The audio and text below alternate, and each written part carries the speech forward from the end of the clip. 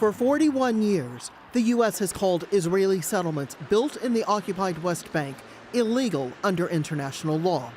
That U.S. policy changed on Monday. Calling the establishment of civilian settlements inconsistent with international law hasn't worked. It hasn't advanced the cause of peace. This is a complex political problem that can only be solved by negotiations between the Israelis and the Palestinians.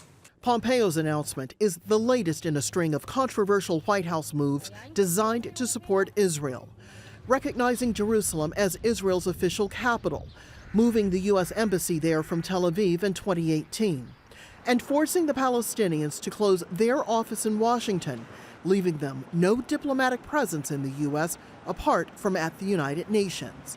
Pompeo said the policy change had nothing to do with Benny Gantz's efforts to form a new Israeli government. So the timing of this was not tied to anything that had to do with domestic politics anywhere in Israel or otherwise. This was about we were done, we finished, we'd conducted our review, and this was the appropriate time to move forward. The current Israeli government was thrilled. This is a historic day and another great achievement after President Trump recognized Jerusalem as the capital, recognized our sovereignty over Golan Heights, and now put an end to the lie that settlements are illegal. Condemnation from Jordan and from Hamas.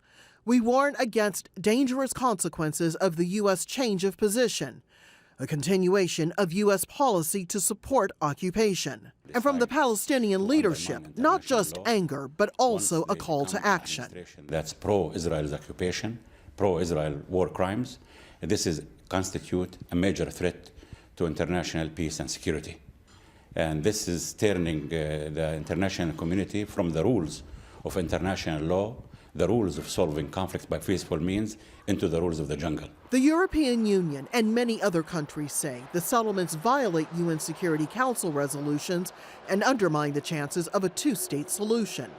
But even with what the U.S. says are the hopes of renewed peace talks, the embassy has issued a security warning, knowing some could target American interests in Israel and the occupied territories in protest.